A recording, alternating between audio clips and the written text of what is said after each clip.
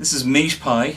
Now, I don't know where the meat come from, but I will say one thing. Go on. I've got my finger in the pie. Oh! Boom! Unbelievable. Yep. I think that's a wrist joint. Yeah, go on, give me a look, right? Nice.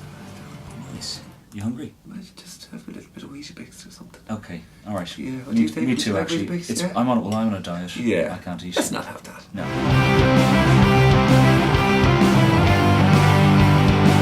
Say you compare it to the idea of a book. Okay, there might be a couple of chapters in a book you don't like, but overall, it is the business. You come away from a book like that going, Well, you know it was a book. yeah. I think all in all, I think perhaps one of the best seasons of the entire thing. I think there were a couple of saggy episodes in the middle of it. We knew that was going to happen. Yeah. That's just par for the course. These kind of HBO series, they have to do that to stretch it out. Yeah. But as a finale, what a bloody episode! Everything, every moment in it had something to offer. Let's start off with Cersei. Yeah. I thought it was just an incredible opening 20 minutes, and I thought coming from last week where we saw the back of one monster, and now at the start of this episode we see another monster re-emerge. Yeah. Is she one of the biggest psychopaths in all of Game of Thrones? Well, she has nothing now, so I mean, I think the evolution of it will be that, yeah. But I mean, this is before Tommen had even jumped out the window. We saw her smiling at the mass burning, mass incineration of a building full of people. Just smiling at her and just swigging around her wine. Yeah. And then going into Septo and Ella and saying, oh, you're not going to die today, you're not going to die tomorrow, Yeah. you're going to take a long time to die, and sit in the mountain inside to do a bit of amateur surgery on her. Yeah, I was wondering what he was and then just dressed in black and taken to the Iron Throne at the end. She's basically turned into the Mad Queen. Well, I mean, I think they definitely set it up like that. Even how the soldiers were dressed, and they were definitely blacker, and their helmets, and they made it black. Her clothes are black. Everything is set up for that.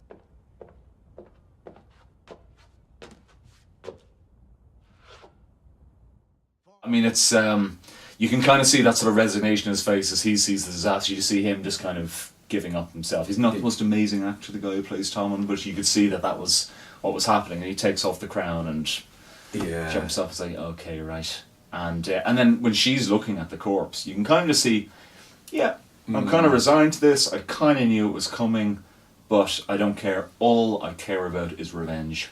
That's actually the only thing that's driving me, just revenge. Yeah. She's due a little bit of a revenge. Yeah, a little bit. I mean, she's still a horrible bitch, though. She is still a proper wife. I like her. And always has been. Well, people do like her because they see these shades of intense motherly love and motherly protection, which I suppose everyone kind of relate to.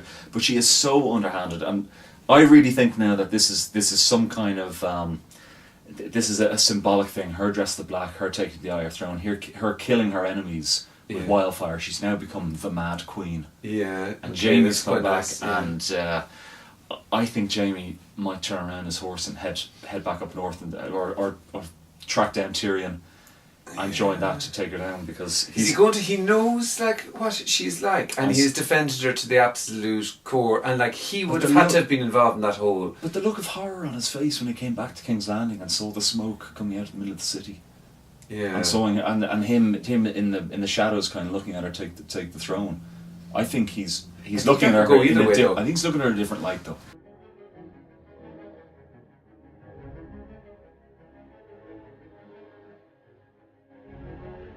Yeah, I don't know. I don't see that now. Well, sorry, I see where you're coming from, but I still think there's too much love there. But she may just turn now, because she has nothing left, only power and the desire for power. She may turn into this absolute, total and utter psychopath. I think she already has. I mean, when you saw her with Septonella saying, I killed my husband because it felt good. I fucked my brother because it felt good. Yeah. I mean, I drink wine. I mean, it's just, and then just seeing her saying, I'm going to make you absolutely suffer for humiliating me. I'm going to make you suffer. Well, the stroking of her like that, I thought, now that's a different league in terms of because your one's a nun and going and pouring touching the her like wine that. over her. Yeah. And everything. Oh yeah. I mean, it's so bloody juicy. And I just thought that opening 20 minutes and just the way they set up that wildfire explosion. Yeah. Down in the catacombs, and that amazing kind of violin music that was playing through the whole thing. It was so tense and so juicy to watch it unfold. Yeah, I thought it was. I thought, like, if you were to, from a filming point of view, stunning, the different angles that coming from a high, the different corners as they all gathered into that main room. I don't. The only thing I didn't really get was how that guy ran in under the caves just after a kid like that on his own. I thought, it's a that soldier, or the soldier of the High Scepter. He ran under and ended up in the caves. What did you think about how he ended up down there, following the kid? Why did he follow the kid? Yeah, I didn't get that. Did you get that? I'm not sure. I suppose it was because the kid was kind of looking over his shoulder or something like that, or was he kind of beckoning him to follow? He's told to go and get Tommen. Yeah. And yet he follows no, this... he's told to go and get Cersei. Oh, okay, so he's told to get Cersei. And yet he follows this kid and does something totally different. A random kid running on the street. I suppose I don't like... This is down to you now. I don't like looking at it critically, but I thought... is that not just a little bit predictable? Or not predictable, a little bit easy? Yeah, I suppose it is. I mean, he was going off by himself. I mean, the gang that went out, the Faith Militant, and he just went by himself. It was obviously something to do with his own curiosity. Okay. Whatever way the kid looked at him or something. Yeah, okay. I mean, if we want to talk about stuff that was a little bit far-fetched. I don't know if I don't do, though. I know. We're here all fucking day. Like, there's a dragon in it. Jesus. Yeah. But I thought the thing with Varys. Okay, so we're back in Dorne. We're looking at Lady Olenna talking to Ilaria Martell and the Sand Snakes, and Lady Olenna gives the three Sand Snakes, who are the biggest anti-climax of the whole bloody show, let's face it, gives them a dressing down, which I think everyone enjoyed seeing. Yeah. And they're kind of forming their lines, and out of the back walks Varys. Yes. Now, how did Varys know that the Tyrells were going to be massacred and that this alliance was going to be heading up? Or did he know? Or is that just a coincidence? He was going to Dorne anyway, and he would have known, Lady Olenna happened to be there. Yeah. So we don't know about that. But then the very last scene of the thing, on the bloody boat with Daenerys, there's Varys. So how did he get all the way over to fucking Dorne and then all the way back to fucking Meereen to be on the boats to leave back to West... sorry, I don't... Yeah. Yeah, I agree with that. Yeah, so that was a little thing. So I know maybe he can teleport. Maybe he has special powers. We don't know. So let's just say they skipped ahead in time, and we're getting the boats ready and all that. They just got us to the point of what's coming next. Yeah, I think there was a lot of stuff to get done in this last episode. And so I think so just like a few kind of scenes and a few kind of plot lines were maybe sort of condensed a bit or narrowed a bit. Yeah. We have to talk about Waldorf Frey's banquet. Now, I thought it was pretty. There's a thing about that banquet room in Waldorf Frey's castle, with the candles there and the wood and the dim lighting, where I just get tense anytime there's a scene in there because I remember what happened. Yeah. And him and Jamie sitting down, and the thing, Lannisters send their regards. Lannisters and Frey send their regards. And I kept thinking, right, who's going to die here? Who's going to be massacred here? And we had the girl with the wine smiling at Jamie, and then smiling at him again across the room. And I was thinking, okay, she stood out. Something's going to happen with her. She's going to do something, or something's going to be done to her, or whatever. There's a reason that she's being highlighted. And then we saw her serving the pie, sweet pie. That's pie. Waldorf Frey. Well, what are they doing? Trimming that cunt hairs? It was really nice to see, wasn't it? It was lovely to see. It was, yeah. It's just like a little cherry on the cake after Ramsay last week. Another wrong being righted, well, Arya's exhale of breath, like Arya's into this whole revenge thing, as well. It's taken something out of her too. Yeah. It has. That has to be some kind of trade-off, though. Yeah, there seems to be a little bit of that. Yeah. Yeah, but it was. I thought it was very nice just to see that little. We're done. We're done. Sticking out of the pie. Oh my God Almighty! Like she's developed quite a dark sense of humour, I think. Thing. She really has, and she she wants little points to be made before she dispatches people. You know. Is Jamie on her list? Do you know? I think Jamie is on her.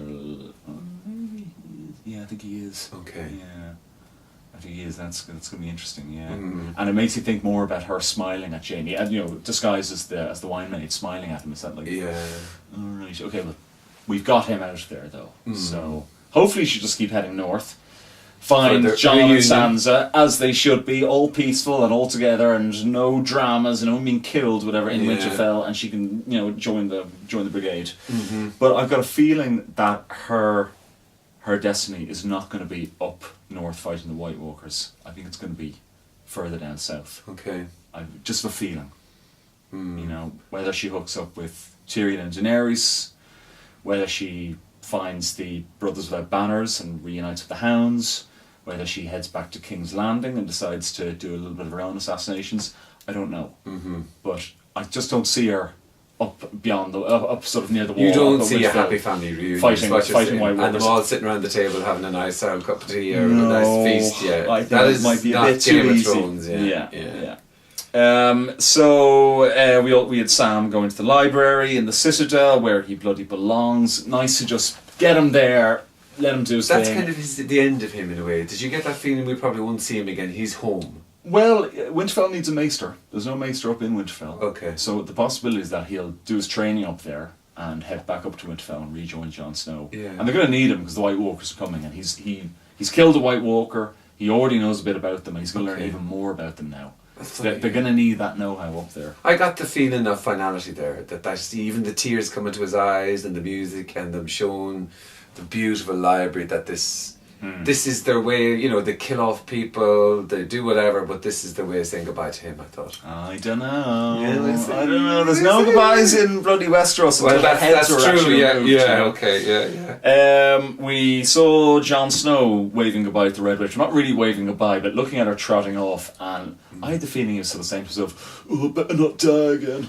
Oh, better not die." She just was lucky not to get it. She's Yeah, lucky she not was. to die. Like Davos was dying to stick a sword through her now. Yeah, he was. He was gunning for her.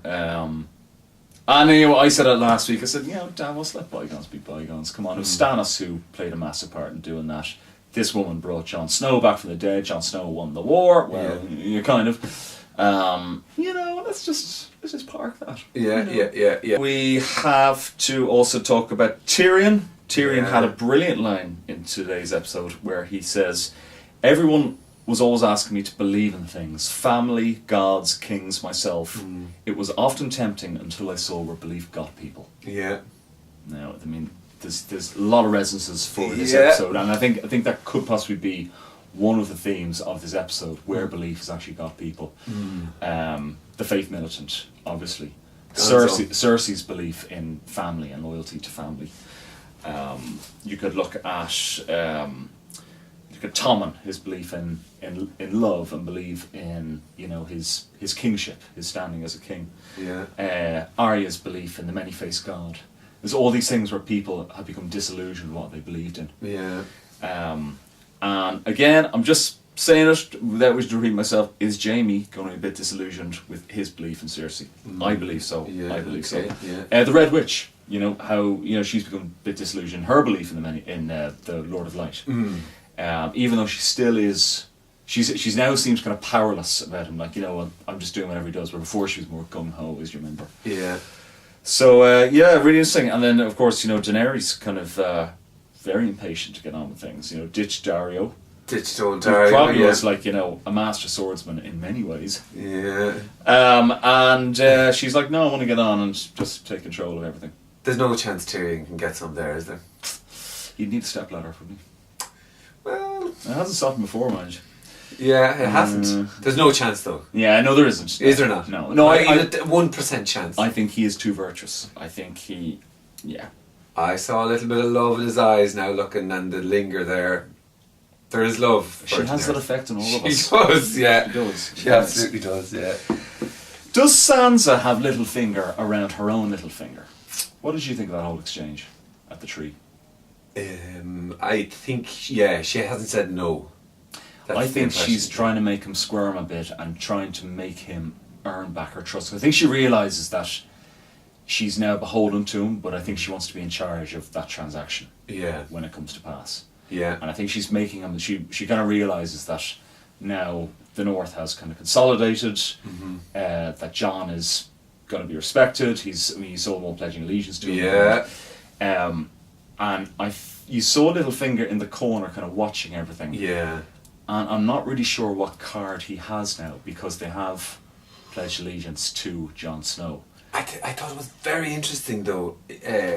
He declared his ambition outright for the Iron Throne. His allegiance. Yeah. No, he said he wants to sit. Oh, that's right. Yeah, no, because he said that to wants to Cersei before. Didn't he say, like, make me warden of the North to Cersei? Yeah. When they last met in King's Landing, and she said to him, "Well, what do you want? You always want something." And he said, "Make me warden of the North." So. And then now he's looking for the Iron Throne. Yeah. That's a big ambition. That is the ultimate throne, is it not? Yeah. That you have somebody like that in the background going for. And I feel, Daenerys said something about having to marry somebody, which I suppose maybe this is a discussion for the future part, but is he somebody that she could marry? Would there be any benefit? Not really. Then who's she going to marry? She did just say, "I will marry somebody," basically. So I don't know if she totally has, because Littlefinger's Littlefinger. Yeah. He's always 2 steps ahead, though, and that's kind of the worrying thing with in terms of Sansa thinking that she's going to be able to kind of play this the way she wants. Yeah. Doesn't always work out that way with all fork-tongued Littlefinger. And he looked like the wise one in the room, in a way, looking at seeing how the business was done, and he got the feeling, oh, I could do this much better, but I'm keeping my mouth quiet here. Yeah. I'm not saying nothing. Because the thing about Jon Snow, I mean, okay, we all love him, but in those kind of situations, whether he's taken over the Night's Watch, or whether he's being asked to lead an army, or whether he's now being made King of the North again, he all seems kind of like, oh, wish I didn't have to do this, like, everyone wants me to, so I might as well, kind of, I kind of like it's all that. been thrust upon me. But don't you like that idea that he's not this power hungry, that kind of faith and the gods and all of that are pushing him towards this, that he can't really avoid it, like in the battle, that everything came together to save him, and I think that's all coming together to force him to be this king. Yeah, I mean, you look at his brother Rob, or we can't say half brother anymore because we all know who Jon Snow is now. But anyway, you look at Rob Stark, he was like, I am the king and I'm going to do this and all this, and just look what happened to him. So maybe this is the way to play things in Game of Thrones land. You have power thrust upon you and then you deal with it. So the biggest non-surprise of the whole fucking thing was that Jon Snow is actually the daughter of Lyanna Stark and Rhaegar Targaryen. So explain the Targaryen part. Okay. Because I don't think anybody would know about that really. The average punter wouldn't know. I mean, the fans might know, and the hardcore book people might, but yeah, because this is the big fan theory that has been going for since the start of the season, pretty much. And they call it the R plus L equals J. Yeah, okay. Which is Rhaegar plus Lyanna equals J. So the idea was that Lyanna Stark, who's Ned's sister, was due to be wed to Robert Baratheon. Okay. She ended up being kidnapped / ran away with Rhaegar Targaryen. Okay. Now, it's still unclear whether or not she was kidnapped by Rhaegar Targaryen or whether they just eloped together. But in whatever happened, she got pregnant and she's being held in the Tower of Joy. We saw the first flashback from Bran, with that amazing sword fight. Yeah. And upstairs, she was having the child. And the suspicion always was that Jon Snow was the child that had to be protected. Lyanna asked Ned Stark to protect the child because Robert Baratheon would have killed him otherwise. Yeah. So Jon Snow came back to Winterfell with the child and said, "Oh, this is just a bastard that I had an affair with a prostitute or whatever, and that's why he's now a bastard child." So that has now been disproved, which we all kind of knew, but it means that Jon Snow is now related to Daenerys. Wow, yeah. And now, for me, I when was that connection made with the Targaryen? So I get the Helena or the Stark, but how with Jon Snow or with the Lyanna? Lyanna and the Targaryen guy. Okay, well, we knew about that quite long ago because when Sansa was in the crypt looking at when she came back to Winterfell, and she was looking at the tomb of Ned Stark and Lyanna downstairs underneath Winterfell. Okay. Littlefinger comes along and he tells her the story. but it was always kind of known that this is the reason the Lannisters and the Starks didn't like each other. And there's a reason that all these kind of things broke up, all the beefs between all these houses was because of this. Like, they went to war over it, you know, it was a huge thing, you know. Jon Snow and Daenerys are related. That's a big plot line. Yeah. Yeah. That's interesting. That is big time. Okay, so number 10, I've gone with Yara flirting with Daenerys. And I imagine your offer is free of any marriage demands. I never demand, but I'm up for anything, really. Number 9, I've Tyrion's, I think, the best line that has possibly ever been uttered in Game of Thrones. It's going to appear on every bloody t-shirt. How do you know this? That's what I do. I drink and I know things. Yeah, it was classic line. Classic line. Yeah. Number 8, I've got the Hound back and wielding an axe. Back from the dead, like a few characters this season. Number 7, I got Ramsay feeding his mother-in-law and brother to the dogs. I prefer being an only child. Number 6, I've got that fight outside the Tower of Joy. And now it begins. Number 5, I've got Arya. Yeah. Her turning around to Jaqen H'ghar and saying, A girl is Arya Stark of Winterfell. And I'm going home. number 4, the Red Woman becoming an old woman.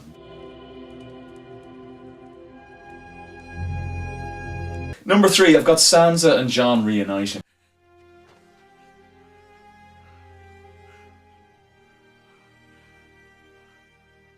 Number 2, I've got Ramsay getting his face bashed in and generally just losing that battle.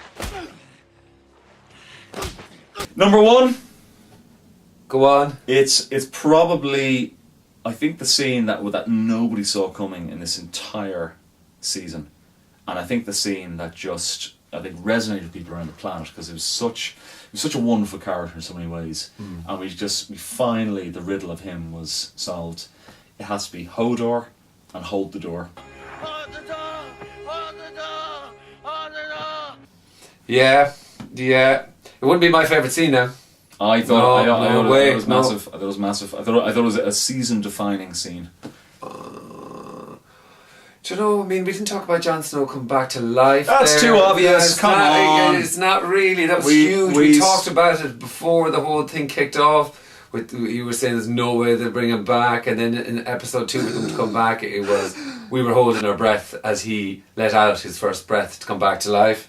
And then in terms of cruelty, and in terms of, I suppose, if you should look back on that show, we have said goodbye to the greatest of all the psychopaths that we have seen thus far in any kind of show. Somebody that fed a baby to the dogs, and he himself was returned in the same fate. I thought, like, that is, you know, that in every way is amazing writing. It's just, you know, It is, but I say for me, the him just physically getting punched on the ground by Jon Snow, I thought was just. I think I enjoyed that more than the than dogs. the dogs. I did.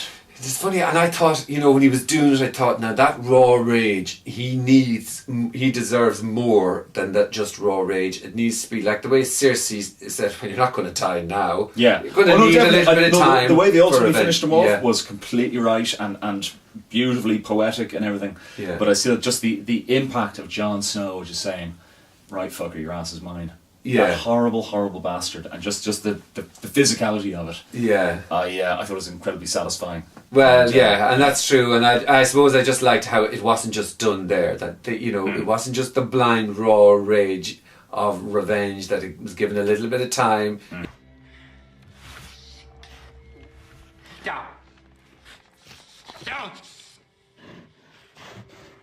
Stop! Stop! Stop!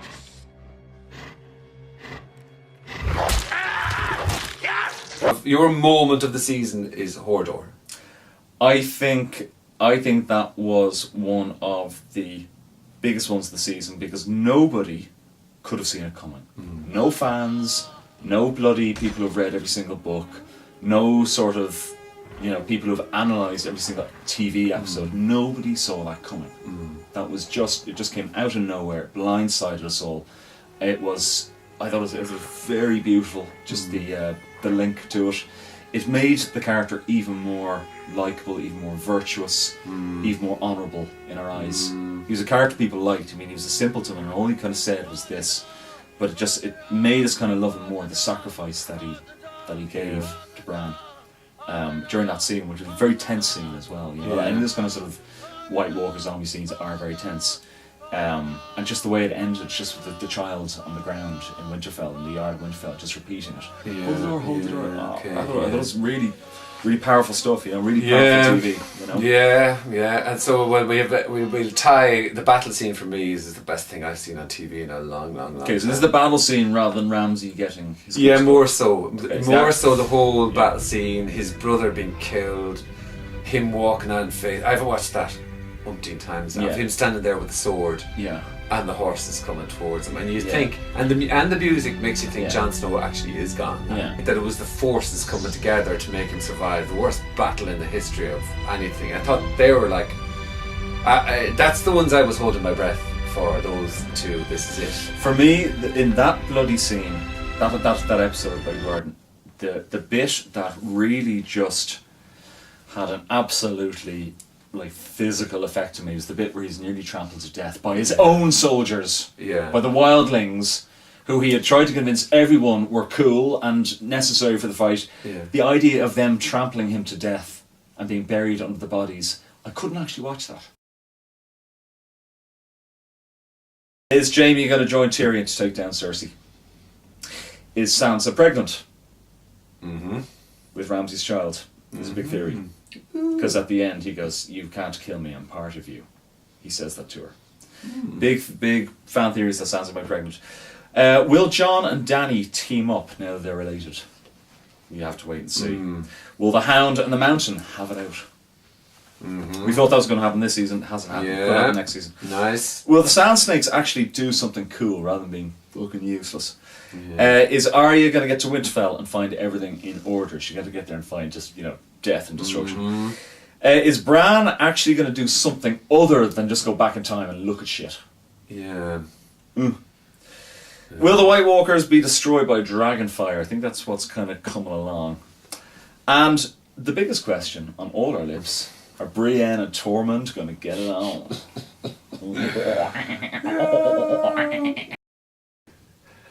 Well, you're liking that? Yeah. Yeah, good. It's a bit strange, but yeah.